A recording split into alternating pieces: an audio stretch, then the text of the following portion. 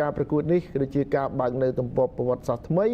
រវាងកម្ពុជានិងចិនហុងកុងព្រោះមិត្តភាពអន្តរជាតិនៅក្នុងអំឡុង FIFA Day រវាងក្រុមម្ចាស់ផ្ទះក្រុមជម្រើសជាតិកម្ពុជាជាមួយនឹងក្រុមភ្ញៀវក្រុមជម្រើសចិនហុងកុងចាស់ផ្ទះកម្ពុជាប្រើប្រាស់ឯកសណ្ឋានពណ៌ទឹកប៊ិចចំណែកឯក្រុមភ្ញៀវប្រើប្រាស់ឯកសណ្ឋានពណ៌សហើយការប្រកួតនេះចាប់ផ្ដើមនាម៉ោង 7 យប់នៅពហុកីឡដ្ឋានជាតិអញ្ញាកណ្ដាលនូខាយ៉ាសញ្ជាតិឥណ្ឌូនេស៊ីគឺជាអ្នកដឹកនាំការប្រកួតហើយបាទក្នុងជំនួបនេះកម្ពុជាមានទំនុកចិត្តក៏ដូចជាការលេងប្រកបដោយបាទគុណភាពនិងបាទឆន្ទៈបន្ទាប់ពីជួបគ្នា11លើករយៈពេល69ឆ្នាំកន្លងមកកម្ពុជាពុំធ្លាប់ឈ្នះ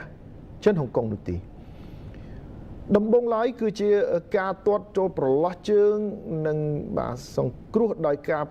បន្តមកទៀតក៏មានការប៉ុនប៉ងរបស់ Yudai Ogawa ប៉ុន្តែត្រូវតែដោយខ្សែការពារ Das Nunes ការទាញទាត់ឆ្វេងត្រង់នេះបាទសម្ដៅមករកមុខការបញ្ជូនចោះពី Andre Nieto កីឡាករលេងនូរ៉ាដែលទៅតែម្នាក់ឯងមិនទាញថយក្រោយទេទាត់សម្ដៅអ្នកចាំទីតែម្ដងនេះគឺជាការប៉ុនប៉ងបន្ទាប់ពីឆែក2ដងក្រុមបាទឡើងមកជួយគ្រប់គ្រងចំណែកឯត្រង់នេះគឺជាគ្រាប់បាល់ដែលទាត់ចូលទីនៅនាទីទី45+1ចុងការប្រកួតវគ្គទី1ទៅហើយដោយ Yudai Ogawa តាមរយៈបាល់ទៀតត្រឡប់មកវិញហើយក៏ទាត់បញ្ចូលទីបានយ៉ាងល្អការឃ្លៀបាល់មិនដាច់ឆ្ងាយទប់ទ្រូងមួយបាល់បោកដីលោតមកវិញទាត់ទម្លាក់មុនបាទដល់ដៃរបស់អ្នកចាំទីធ្វើឲ្យបាទ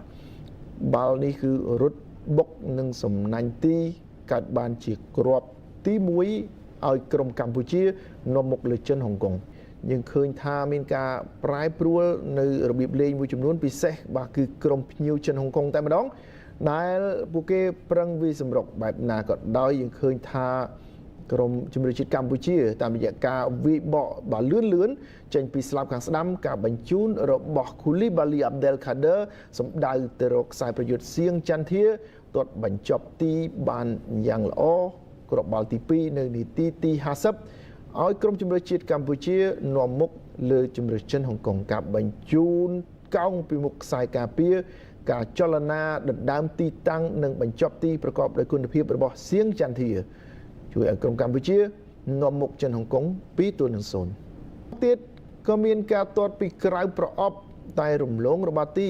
តែត្រង់នេះយូដៃទប់ហើយក៏ទាត់តែបាល់នេះបាទមិនចំគោលដៅនោះទេ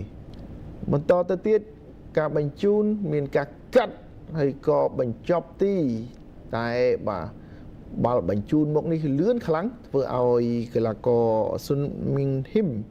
បានត្រឹមតែយកជង្គង់ទៅបុកជាមួយនឹងបាល់ទី79ក្រុមជម្រើសជាតិកម្ពុជាបាទ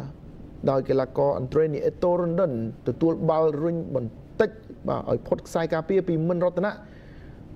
បាទសម្ដៅទៅរកទីតែក៏រៀបរៀងបានដោយអ្នកចាំទីអញ្ញាកណ្ដាល Nukhaya Yudi ក៏បានផ្លុំកញ្ចែបញ្ចប់ការប្រកួតមិត្តភាពអន្តរជាតិនេះជាផ្លូវការដោយក្រុមបាល់ទាត់ជម្រើសជាតិកម្ពុជាដែលជាម្ចាស់ផ្ទះរកបានជ័យជំនះជាប្រវត្តិសាស្ត្រ